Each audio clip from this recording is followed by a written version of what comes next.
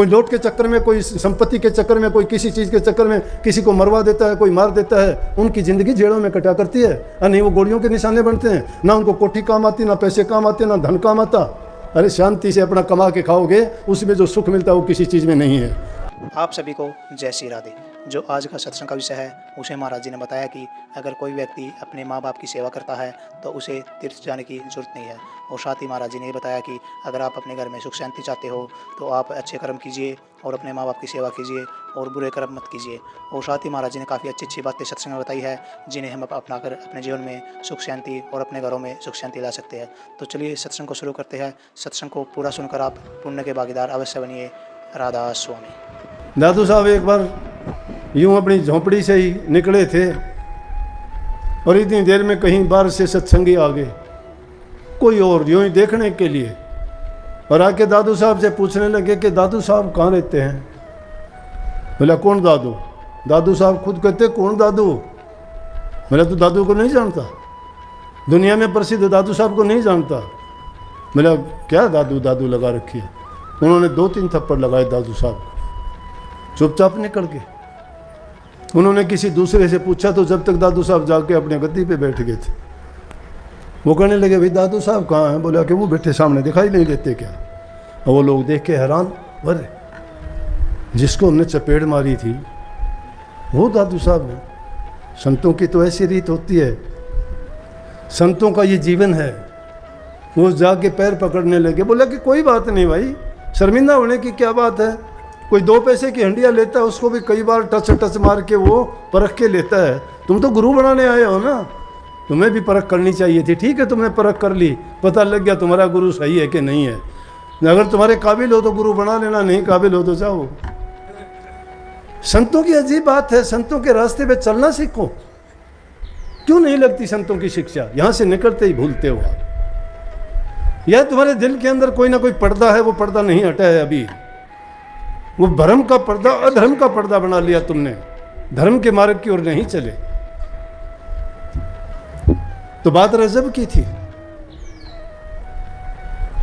जिन घरों में निंदा होती है, चुगली होती है, चुगल और निंदक आदमी बैठते हैं, उन घर में भक्ति तो क्या मैं कहता हूं, वहां तो रावण राज हो जाता है। वहां तो बुरे विचार ही होते हैं, पाप कर्म ही वहां फैलना शुरू हो जाता है। नरकों के समान वो घर हो जाता है।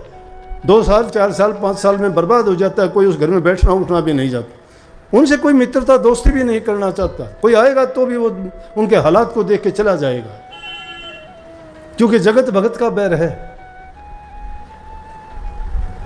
घर के लेके चले गए रजब को,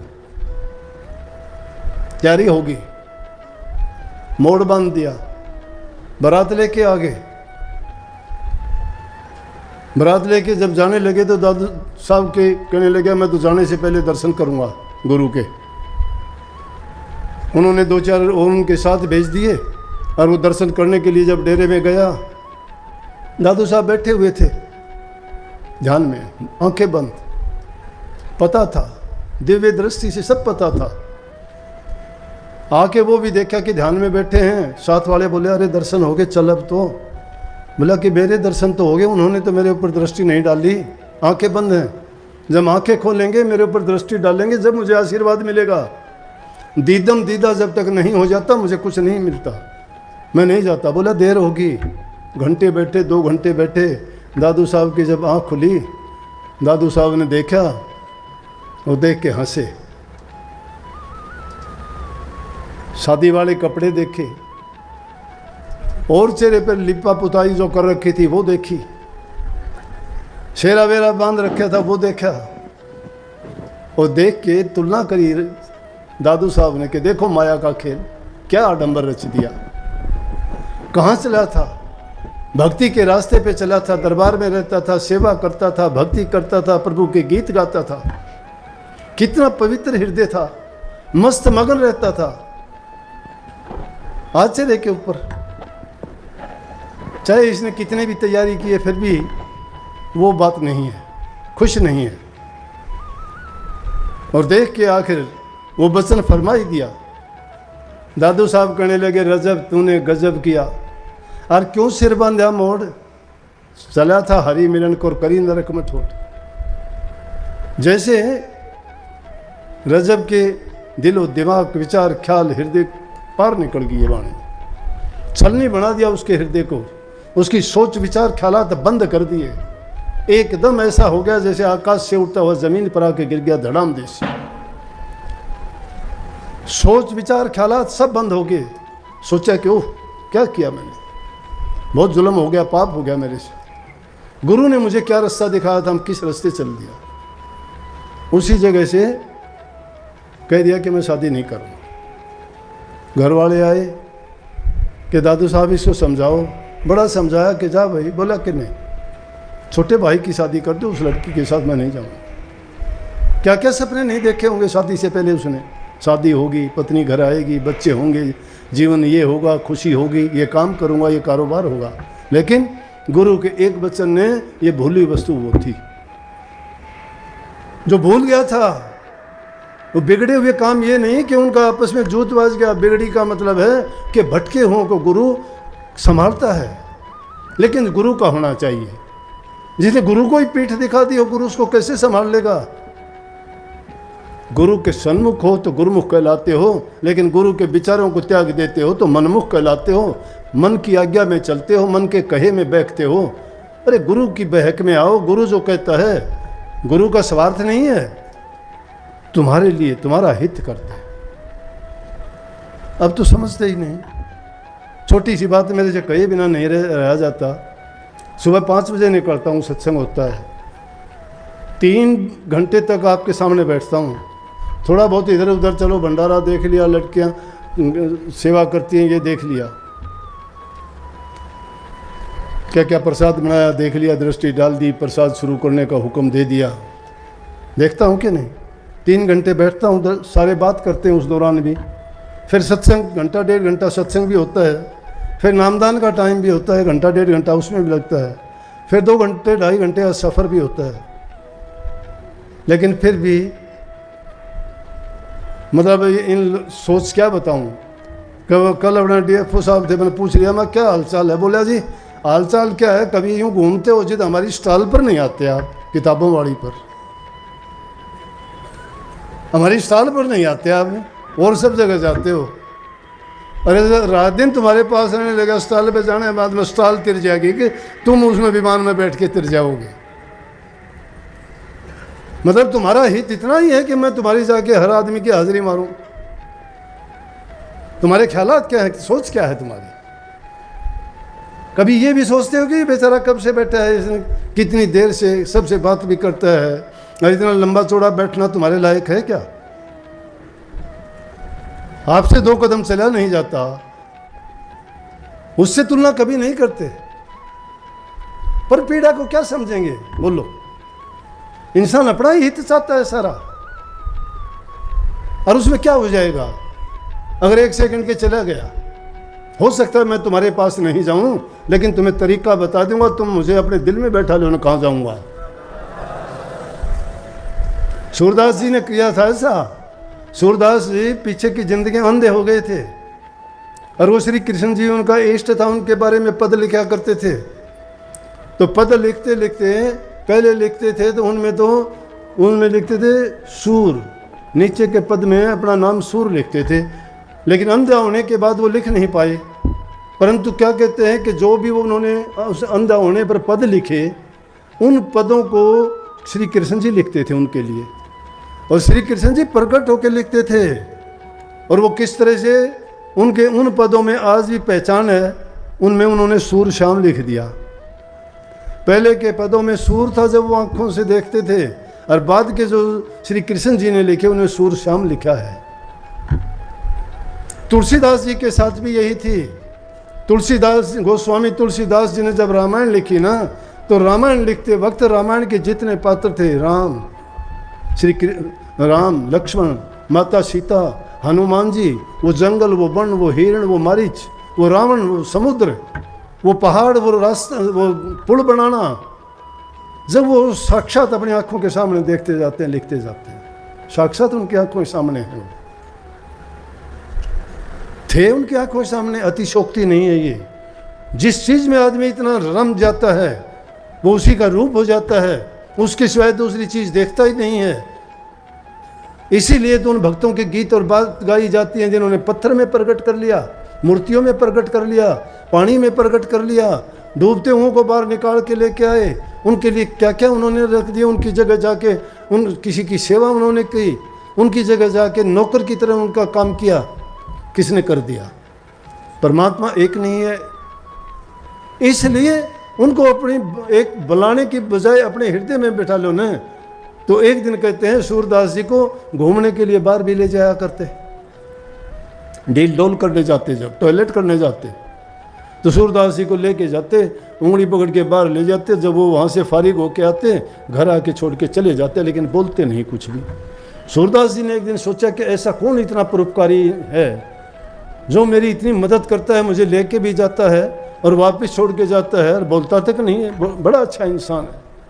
लेकिन एक दिन सोचते सोचते ख्याल आया कि हो न हो ये तो श्री कृष्ण जी हो सकते हैं।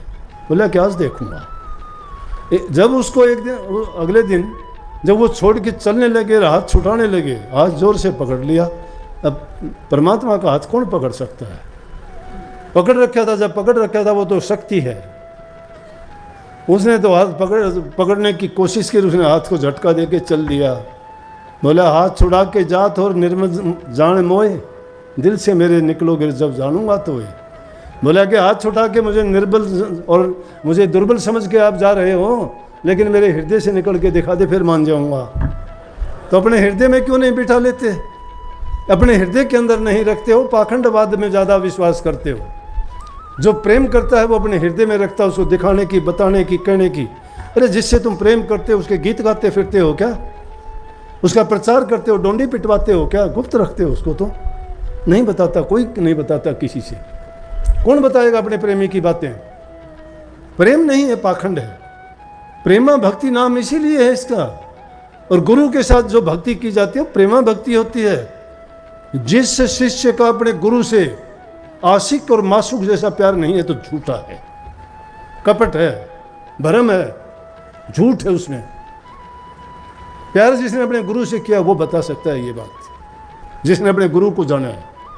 नहीं तो गुरु नहीं, वो तो कलयुग धर्म निभाते हो तो निभाओ, ठीक है। गुरु से प्यार हो और वो गुरु के बारे में कुछ सोच ले, गुरु के बारे में कुछ सुन ले ना, नहीं सुन सकता। इसका मतलब गुरु के बारे में उसके वही ख्याल हैं जो उसको दूसरा कहता है। उनके ख्याल में ख्याल मिलते हैं। अंग्रेजी में कहावत से birds of a feather flock together.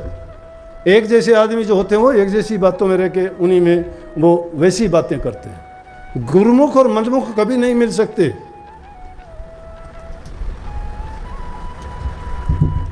जिनकी जो सच्चाई के साथ लगते हैं ना, वही दादू साहब के टाइम की बात है। पिता नाम का डाकू था, दादू साहब के पास चला गया, डाके डालता था। जब दादू साहब के सत्संग सुने, बातें सुनी, बाणी सुनी, ज्ञान और विवेक जाग गया उनका। पिछले संस्कार थे, कोई अच्छे कर्म थे उनका। जब वो ज्ञान जागा, सब कुछ छोड़ के डाकुओं से कह दिया मैं डाका नहीं डालूंगा। बोला अरे गलत है, अपना काम कैसे चला? बस कुछ भी हो, मैं नहीं जाऊंगा। अब दादू साहब का मैंने प्रण कर लिया, वचन ले लिया, गुरु से मैंने जाके आशीर्वाद प्राप्त कर लिया, अब मेरे अंदर बदलाव नहीं आ सकता। बोला बदल जाएगा। बोला गगन जमन उल्टी चले और पश्चिम उगे भान। और पिता चोरी ना करे, गुरु दादू की आन कि पिता अब चोरी नहीं करेगा। चाहे गंगा जमुना उल्टी बहने लग जाओ, पहाड़ से आती है, चाहे मैदान से पहाड़ पर चढ़ जाओ, चाहे सूरज पूर्व की बजाय पश्चिम में उग जाए, लेकिन पिता अब चोरी नहीं करेगा, क्योंकि गुरु दादू की आन है मुझे। गुरु दादू ने मुझे नियम दिए हैं, उन्होंने मुझे प्रण से बांधा है। और गुरु के प्रण में बंधने के बाद ऐसा कोई बंधन नहीं होता जो उससे भी ज़्यादा मजबूत हो या तोड़ सकता है। वो गुरु उनकी निभाते हैं। नरसिंह जी के पास क्या था? भूखे थे, उसको तो खुद को 2 रोटी नहीं मिलती थी। श्री कृष्ण जी के मंदिर में कोई आप जैसा हमारे जैसा जाके देता था, वो खाता था, साधुओं में रहता था। लेकिन जब हाथ भरने की जरूरत पड़ी, जब बेटी ने दिया, दुनियादारों ने ताना दिया, जिसके हृदय में था, जिसकी शरण में था, उसने उसकी लाज रखनी थी। उनकी बिगड़ी संवारी के नहीं संवारी, कैसे संवारी? ऐसी संवारी दुनियादारी के लोग देखते रह गए। उसी नरसिंह जी के पैर पकड़े, उसी नरसिंह जी को बैठने के लिए जगह नहीं दी, एक टूटी छान बता दी कि वहाँ रोक दे उनको। क्या है, मोटा है, हमारे रिश्तेदारों में उनमें देखेंगे तो लाज लगेगी हमें, क्या बात देगा ये। उसकी लड़की ना निभाई को इतना परेशान किया, गाड़ी देने नहीं दी किसी ने। कहने लगे अरे कोई गाड़ी दे दो बात बढ़ाऊँ। बोला कि तेरे को भिखारी को कौन देगा। किसी एक जमींदार ने बोला टूटी फूटी थी, बोला ये ले जा। बोला बैल नहीं है। बूढ़े से बैल किसी ने दे दिए कि मरेंगे मर जाएंगे, दे दो नर्सरी।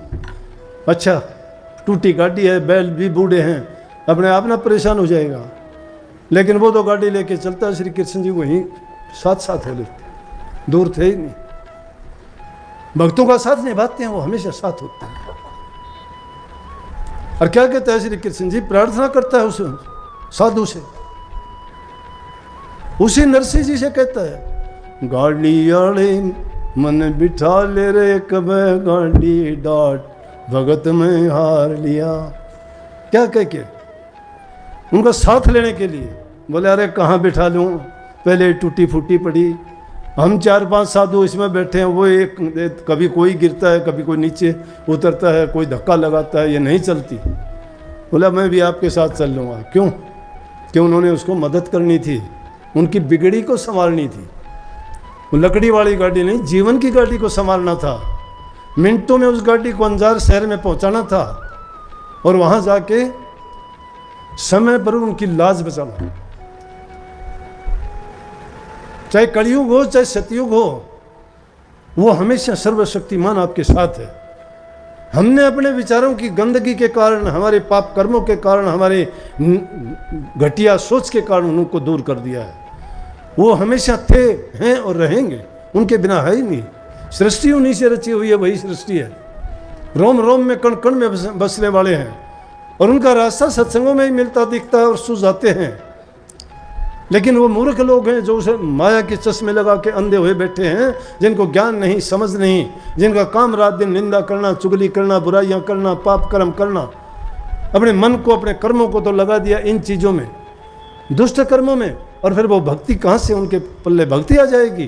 पाखंडों में लगा दिया, लूट खसूट में लग गए, चाहे गुरु हो चाहे चेला हो। धर्म के नाम पर ठगाबगी शुरू कर दी लोगों ने, भोले जीवों को लूटना शुरू कर दिया। हर तरह से लूटते हैं, तन से भी लूटते हैं, मन से भी और उनको धन से भी। भोले जीव हैं बेचारे, फंस जाते हैं। क्या क्या कह के कि इन आडम्बरों ने, कभी तो झूठे आडम्बरों ने इनको डराया, अब ये नया पाखंड और चल गया। गुरु बन गए दुनिया भर के, पता ही नहीं गुरु का कि सर्टिफिकेट है किसी के पास तो गुरु है, जिसके पल्ले कुछ है ही नहीं, जिनका जीवन कुछ नहीं है, क्या किस चीज़ का गुरु है? वो गुरु बन गए। महाराज इसका गुरु था, हमारा गुरु चले गए, अब चादर इसने उठा दी, वो गुरु हो गया। गुरु चादर तो बन गए, गुरु सपने में बन गए। बोला सपना में आया था, गुरु बोला तू गुरु बन गया है, तू गुरुवाई करा कर। अरे ये भोली बाई से अपनी ये मान ले सारी, बढ़िया रे, ठीक से बाबा, हमने तो वो भी शायद था, तुम भी शायद से, ये कह रहे हैं फिर जिद्दे। और ये अच्छी मीठी बात ना है, बोला माई बाई मेरी माँ की जाई बिरानी के ठग, ऐसी ऐसी बात मारे, इन जिद्दे बढ़ो बढ़ो ले, ये तो गुरु हो गए, ये चेले हो गए। कहाँ से पार लगेंगे भाई? वो टूटी गाड़ी ये क्यों कर पार लगा देंगे? इसलिए सच्चाई का रास्ता जो तुम्हें दिखाता है, अगर तुम्हें गलत बात बताता है, उस गुरु को छोड़ने में देर ना करियो, नहीं डूब जाओगे। अच्छे गुरु की संग को छोड़ने में देर नहीं करनी चाहिए, नहीं तो अकाज हो जाएगा। टाइम बड़ा बहुमूल्य है, टाइम की कदर करो, समय पर सारे काम करो, अच्छे और सच्चे बन के रहो। ऐसे पाखंडी गुरुओं से बच के रहो, उनसे अच्छे तुम्हारे घर में रहो। पूजा अपने माँ बाप की करो, अपनी सास ससुर की करो, सबसे बड़े देवता हैं। अगर पाप कर्म भी नहीं करोगे तो धोखा मत करना, भूखे नहीं मरोगे। सबका इंतजाम उसने किया है जिसने पैदा कर रखा है आपको। सच्चाई के रास्ते पे चलना सीखो, अपनी इच्छाओं को इतना ना बढ़ा लो कि जिसके कारण तुम नहीं देखते लोग धनों को धन जोड़ते हैं, लूट से, खसूट से, भ्रष्टाचार से, रिश्वतखोरी से, और फिर उनका हाल क्या होता है? गाड़ी की गाड़ी नोटों की भरते हैं, बताओ आग लगाएंगे उसको। कहाँ गए वो नोट? कहाँ गए वो नोट? कोई नोट के चक्कर में, कोई संपत्ति के चक्कर में, कोई किसी चीज़ के चक्कर में किसी को मरवा देता है, कोई मार देता है। उनकी ज़िंदगी जेड़ों में कटा करती है और नहीं वो गोलियों के निशाने बनते हैं। ना उनको कोठी काम आती, ना पैसे काम आते, ना धन काम आता। अरे शांति से अपना कमा के खाओगे, उसमें जो सुख मिलता है वो किसी चीज़ में नहीं है। हक हलाल की कमाई खाओ, अपने घर में रहो, कमा के खाओ, पर धन पर त्रिया से ना लगाओ। इससे बढ़ के कोई धर्म नहीं है, कोई धर्म पाखंड नहीं है। ये पाखंड फैला रखा है लोगों ने। लेकिन हाँ ये है कि जो इंसान अच्छा करता है, जो इंसान अच्छा करता है उसका बुरा जरूर कर देंगे। मैं ऐसी वैसी बात नहीं बताता, मैं बात बहुत सोच समझ के बोलता हूँ। मैं भुगत भोगी हूँ, मैंने जिंदगी में बहुत कटु अनुभव किए हैं, बहुत कुछ देखा है। दिल की पीड़ा मैं बता तो नहीं सकता, लेकिन इशारे में जरूर कह देता हूं। वो इसलिए बताता हूं कि ताकि सतर्क हो जाओ। मैंने तो भोगे हैं, लेकिन तुम अगर उन बातों को समझ जाओगे तो शायद आपको वो दुख ना सहन करना पड़े। इसीलिए महापुरुषों ने कही ना, बुरी संगति से तो इंसान अकेला भला। दुष्ट आदमी दुष्टता नहीं छोड़ेगा, ये मैं बता दूं। चाहे कितना भी उसको कर लेना, वो अपना रूप दिखा देंगे। उनके अंदर वो गुण है, उनके गुण भरा हुआ है, उनकी नींव में कमी है। नेकी के रास्ते पे चलोगे, अच्छा करोगे, भला कभी ऐसा। इसीलिए पुराने ज़माने में देखते थे, बोले कि धन का हीना बेशक देखो, कुल का हीना मत देखना। भक्ति का रास्ता सच्चाई का रास्ता है, नेक नीति का रास्ता है, ये सत्य का रास्ता है। सत्य का जो पालन करते हैं, जिनके दिल में दया धर्म है, जिनके दिलों में प्रेम है, जो किसी को दुख और कष्ट नहीं देना चाहते, और अब जिसको भी दुख देते हैं तो ये सोच लेना चाहिए कि क्या इस पीड़ा को मैं बर्दाश्त कर सकता हूँ। अगर नहीं कर सकते तो तुम किसी को पीड़ा ना दो। हाँ ये भी साथ नोट कर लेना कि अगर किसी को देते हो बचो, तुम भी नहीं दे। टाइम लग सकता है, बचने का खाना नहीं है, क्योंकि कर्म जो जिसने बना लिया है वो कर्म वापस नहीं मुड़ता उसका। इसलिए वो कर्म करने से पहले डरो ना करो। कितनी बार कहते हैं कि तुम दूसरों पर जो दृष्टि डालते हो, दूसरों के ऐबों को देखते हो, क्यों टटोलते हो, क्या काम आएगा वहाँ। और ये बताओ, दूसरा अगर पापी है, दुष्ट है, नीच है, चोर है, ठग है, लुटेरा है, तुम्हारा क्या लिया उसने? तुम्हारे साथ अगर नहीं किया तो तुम उसकी बातों को क्यों अपने दिल में जगह देते हो? इसका मतलब तुम उस दूषित वातावरण को अपने हृदय में, अपने विचारों में भरते हो बेकार में। उस गंदगी को अपने दिमाग में ना आने दो। बुरी जगह में तो तुम बदबू आती है, वहां से तुम नाक क्यों नहीं बंद करते हो? ना बंद किया करो। गंदी चीज होती है, क्यों नहीं उसको देखना चाहते? देखा करो, देखा करो फिर तो। अरे गंदी चीज को तुम देखना नहीं चाहते, बदबू को तुम सूंघना नहीं चाहते, गाली गलौज और भद्दी वाणी को तुम सुनना नहीं चाहते, फिर इन बुराइयों को अपने हृदय में जगह क्यों देते हो?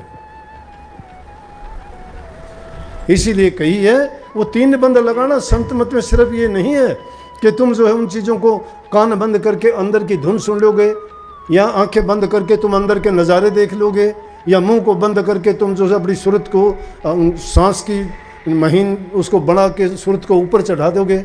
नहीं, इनका मतलब ये है कि इन आँखों से गंदगी ना देखो, ज़बान से गंदे मंदे ना बोलो, आँखों से गंदी चीज़ों को ना देखो, क्योंकि ये चीज़ें हमारे दिमाग को दूषित कर देंगी। और ये उस दिमाग को दूषित कर देंगे, उनमें अच्छे ख्यालात नहीं आ सकते। जहाँ अच्छे ख्यालात नहीं हैं, जहाँ पहले ही गंदगी भरी है, वहाँ तुम अच्छी चीज़ कैसे रख सकते हो? इसलिए पहले अगर ऐसी चीज़ें हैं तो उनको खाली करो। टाइम लगेगा, 1-2 दिन नहीं, बहुत टाइम लगेगा।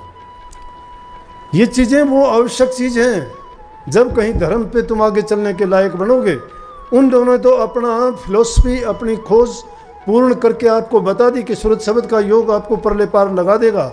लेकिन उससे पहले उन्होंने कितनी बातें कही कि किसी को बुरा मत बोल, तेरे भले की कहूँ, तू किसी की निंदा ना कर, तेरे भले की कहूँ, बहुत भोजन मत जीम, तेरे भले की कहूँ, तू नींद भर मत सो, तेरे भले की कहूँ, तू बुरों की संग ना कर, तेरे भले की कहूँ। कितनी भले की कही। वो सारी चीज़ें कही हैं जिनका हमें त्याग कर देना चाहिए, कि वो तुम्हारे उन चीज़ों का त्याग कर दोगे तब कहीं सूरत शब्द योग के नज़दीक चलने के लायक बनोगे। ये कभी कोई सीधा ही सोचता हो गुरु ने नाम बता दिया और ये जो है ये रूहानी मंजिल है और मैं मिनटों में तय कर जाऊंगा, नहीं होता। ये सारा कह के उन्होंने ये भी कह दिया, दूध छठी का निकसे भाई तब राधा स्वामी के दर्शन पाई। दूध छठी का, छठी तक का दूध याद दिला देगा, समझ गए? सारा काम धीरे धीरे होगा। सत्संग को पूरा सुनने के लिए आपका बहुत बहुत धन्यवाद। हम आशा करते हैं आपने महाराज जी की बातों को बड़ा ही ध्यान से सुना होगा। कृपया सत्संग में जो जो बातें बताई है उनको अपने जीवन में अवश्य उतारिए, ताकि आपका जीवन सफल हो सके और आपके घरों में सुख शांति आ सके। और अगर आपको महाराज जी प्रवचन अच्छे लगे तो कमेंट में राधा स्वामी लिखकर पुण्य भागीदार अवश्य बनिए। राधा स्वामी।